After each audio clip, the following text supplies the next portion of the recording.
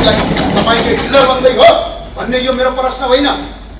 राष्ट्रसभाका सांसद माननीय परराष्ट्र मन्त्रीले अघिल्लो संसदमा उठाएको विषयवस्तु ल भन्नुहोस्, अघिल्लो संसदमा केही कुरा सही हुने, यो संसदमा त्यही कुरा गलत कसरी हुने? प्रधानमन्त्रीलाई यहाँ भाषण गर्न होइन, काम गर्न बोलाएका हौं सम्माननीय सभामुख महोदयज्यू, र नीति निर्माण गर्ने हुने सर्वोच्च ठुलो संसद हो, कुनै गोप्य अँध्यारो कोठा होइन, यो संसदमा हो। अब मैले के भनौं, इतिहासमा पहिलो पटक हुँदैछ यो। आज तपाईलाई हास्य पदक लाग्न सक्छ किनकि तपाईहरुसँग बहुमत छ र जनताको समर्थन छ। तर पहिला गाउँघरतिर एउटा भन्ने गर्थे, बाघले बाख्रा मार्यो भन्ने होइन, बाघ पल्क्यो भन्ने हो। संसदलाई प्रधानमन्त्रीले छल्ने आज परम्परा हुने हो भने बालेन शाह यो वर्षको 20 वर्ष प्रधानमन्त्री होइन। अब आउने भावी प्रधानमन्त्रीहरूले संसद छल्ने परम्परा यदि बन्यो भने यो देशको प्रजातन्त्र कहाँ जान्छ? आज हाँस्ने प्रिय मेरा माननीय साथीहरू भोलि रुनुपर्ने दिन आउन सक्छ है। त्यो भएको हुनाले यो विषयवस्तु सिर्फ प्रधानमन्त्रीको अनुहार हेर्ने होइन। आज यो संसदमा उठाएको विषयवस्तु कुनै व्यक्ति विशेषको आलोचना गर्ने विषय होइन। यो संसदको गरिमा, जनताको अभिमत, प्रजातान्त्रिक उत्तरदायित्वको विषय हो। प्रधानमन्त्रीलाई हामीले यहाँ केवल औपचारिक भाषण गर्न वा अनुहार देखाउन बोलाएका होइनौँ, देशको नीति निर्माणको नेतृत्व गर्न बोलाएका हौं। प्रधानमन्त्रीको काम के हो? नीति बनाउने। नीति कहाँ बनाइन्छ? यही संसदमा। प्रधानमन्त्रीलाई यहाँ भाषण गर्न होइन, काम गर्न बोलाएका हौं सम्माननीय सभामुख महोदयज्यू। प्रधानमन्त्रीको मूल दायित्व भनेको नीति निर्माण गर्नु हो, र नीति निर्माण गर्ने हुने सर्वोच्च ठुलो संसद हो, कुनै गोप्य अँध्यारो कोठा होइन, यो संसदमा हो। जनताको सार्वभौम अधिकारको प्रतिनिधित्व गर्ने यो संसदलाई व्यवस्था गरेर देश चलाउने मानसिकता प्रजातान्त्रिक संस्कार विपरीत छ। अहिले देशको दिशा तय गर्ने नीति तथा कार्यक्रममाथि छलफल भइरहेको छ। यस्तो गम्भीर र संवेदनशील विषयमा स्वयं प्रधानमन्त्री उपस्थित नभएर सांसदले उठाएका प्रश्नको सुझाव र जनसाचो सम्बोधन गर्न उहाँको नैतिक र राजनीतिक दायित्व हो। सम्माननीय सभामुख र अर्को सम्माननीय सभामुख महोदय, यो केवल प्रतिपक्षको आवाज होइन, माइक काट्नु होला तर बोलिरहन्छु, किनभने यो प्रतिपक्षको आवाज होइन, यो सत्ता पक्षका माननीय सांसदहरूको मात्र आवाज होइन, यो किनकि उहाँहरू पनि आज सत्ता पक्षका माननीय सांसदहरूको आवाज पनि हो। उहाँहरू औपचारिकतामा बनाइन्छ भने जनताको विश्वासमाथि कुठाराघात हुन्छ। संसद कमजोर भयो भने प्रजातन्त्र कमजोर हुन्छ, प्रजातन्त्र कमजोर भयो भने जनताको आशा कमजोर हुन्छ। त्यसैले म सम्माननीय सभामुख मार्फत गम्भीर ध्यान आकर्षण गराउन चाहन्छु, प्रधानमन्त्रीज्यू तत्काल संसदमा उपस्थित भई नीति तथा कार्यक्रममाथिको छलफलमा सहभागी हुनुपर्छ, जनप्रतिनिधिहरूको प्रश्नको उत्तर दिनुपर्छ, संसदप्रतिको उत्तरदायित्व निर्वाह गर्नुपर्छ, अन्यथा इतिहासले प्रश्न गर्नेछ, यो संसदको रेकर्डमा दर्ज हुनेछ। यो अप्रजातान्त्रिक गतिविधिको हामी घोर भर्त्सना गर्छौँ। यो सबैले किनभने म आज एउटा सामान्य कुरा सके सम्मान्यो, म एकजना परराष्ट्र मन्त्रीको एउटा कथन पढेँ, संसद निरन्तर सत्ताको छाया बन्दै गएको छ। 1930 जर्मनीको इतिहास पढ्नु होला, हिटलर बन्दुकको नालबाट आएका थिएनन्, चुनावैबाट आएका थिए। जति बेला उनी सरकारमा गए त्यति बेला संसद र प्रजातन्त्रको अधिकार कटौती गरे, र यस्तै माननीय सांसदले हिटलरलाई समर्थन गरेर विश्वको तानाशाह भनेर प्रश्न प्रधानमन्त्रीलाई तपाईले हिटलर बन्दै हो भन्ने यो मेरो प्रश्न होइन। राष्ट्रसभाका सांसद माननीय परराष्ट्र मन्त्रीले अघिल्लो संसदमा उठाएको विषयवस्तु ल भन्नुहोस्, अघिल्लो संसदमा केही कुरा सही हुने, यो संसदमा त्यही कुरा गलत कसरी हुने? त्यो भएर सम्माननीय सभामुखज्यू हजुरको पनि, सम्माननीय सभामुखज्यूको पनि सम्मान बढाउनका लागि, यो संसदलाई संसद जस्तो बनाउनका लागि प्रधानमन्त्री आवश्यक हुन्छ। यो नीति तथा कार्यक्रम काम गर्न बोलाएको भाषण गर्नु। धन्यवाद सम्मानित सभा। मान्य सदस्यहरू, हामीले छलफल सकेका छौँ। यहाँहरू सबैले छलफलमा भाग लिनु भएको छ। अनि केका लागि उठ्नु भएको छ, कसले बोल्न चाहनु भएको छ, प्रतिपक्ष दलका प्रमुख सचेतक बासना थापालाई 1 मिनेट भित्रमा आफ्नो कुरा राख्नुहोस्। अन्य मान्य सदस्यहरू बस्नुहोस्। सम्माननीय सभामुख महोदय, सरकारको नीति कार्यक्रम आयो, हामी बसेर चुपचाप सुनिबस्यौं, तर सम्माननीय प्रधानमन्त्री आफैलाई भने सुन्ने धैर्यता देखिएन। यति मात्र होइन, हामीले विगत केही दिनदेखि यो जनप्रतिनिधिहरूको थलो सम्मानित सदनमा प्रधानमन्त्रीको खोजी गरिरह्यौं।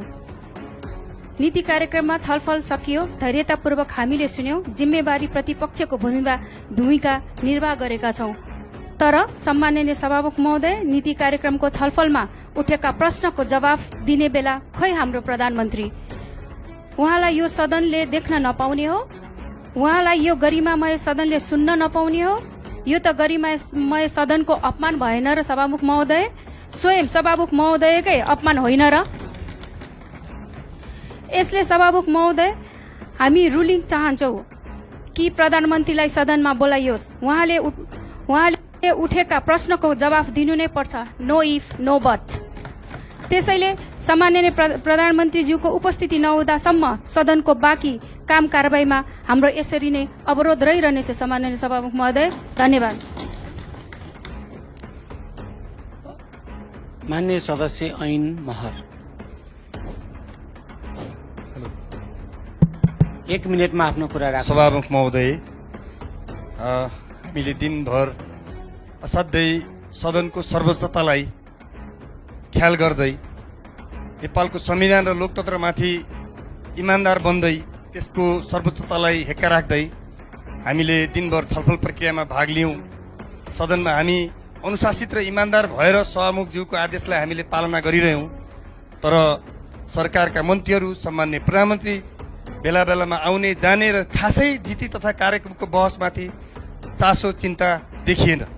हामीले विगतमा पनि भनेका थियौँ कि यहाँ कुरा नियमावलीको मात्रै छैन, कुरा नियतको छ।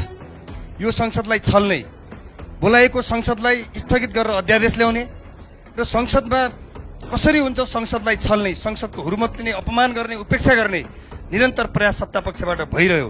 र अझ नेपालको सबैभन्दा मूल कानून संविधानको धारा 76(10)ले सरकारका प्रधानमन्त्री र मन्त्रीलाई सामूहिक र व्यक्तिगत रूपमा सदनप्रति उत्तरदायी हुने भन्ने कुरा अनिवार्य व्यवस्था गरेको छ। त्यसो भएको हुनाले हामीले पहिलादेखि पनि भन्यौँ, सुरुदेखि नै सम्माननीय सभामुख महोदयलाई कि प्रधानमन्त्री कम्तीमा जवाब दिने बेलासम्म त आउनुपर्छ। हो, नियमावलीमा तोकिएको मन्त्रीलाई दिन सकिनेछ भनेको छ, तर नेपालको इतिहासमा म सभामुखज्यूलाई सोध्न चाहन्छु, कुन चाहिँ बेला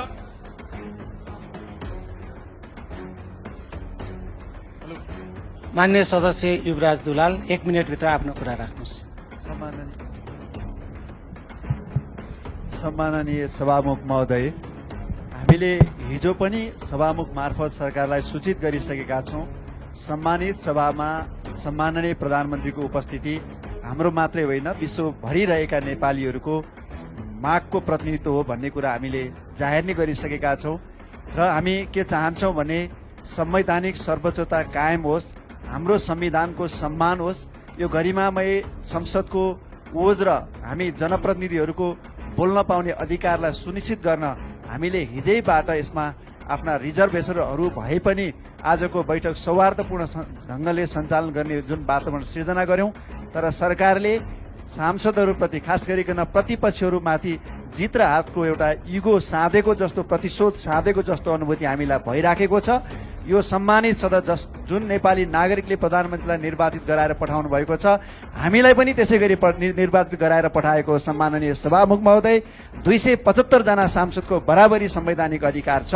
त्यसकारणले यो संसदभन्दा माथि हाम्रो प्रधानमन्त्री होइन, हामीले उहाँलाई यो संसदमा चाहेका छौँ। प्रधानमन्त्रीको उपस्थिति बिना हामी यो संसदलाई सुचारू ढङ्गले अगाडि जान दिन सक्ने अवस्थामा छैनौँ। धन्यवाद।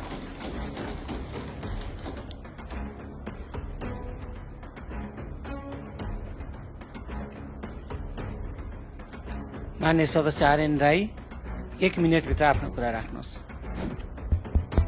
सम्माननीय सभामुख महोदय, हामीले यहाँको अनुरोध अनुसार नीति तथा कार्यक्रममा चाहिँ छलफलको विषयवस्तुमा कुनै पनि अवरोध गरेन र हामीले भनेका थियौँ, हामीले बोलेका आवाजहरू हाम्रा व्यक्तिगत आवाज प्रधानमन्त्रीले हामीले सुनाउन खोजेको होइनौँ।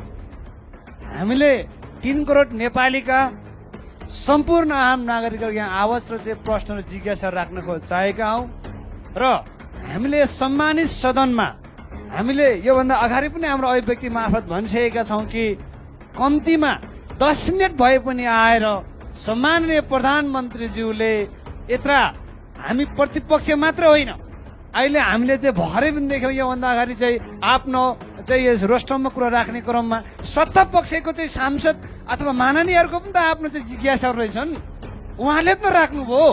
त्यसै कारणले गर्दाखेरि प्रतिपक्ष र सत्ता पक्षको भन्दा पनि यो 1 वर्ष अथवा यो 1 वर्षभित्र सरकारले कसरी सरकार अगाडि बढ्न चाहन्छ भन्ने विषयमा तमाम नेपाली नागरिकहरू आज चासो र चिन्ताको चाहिँ पक्षमा उभिएको छ।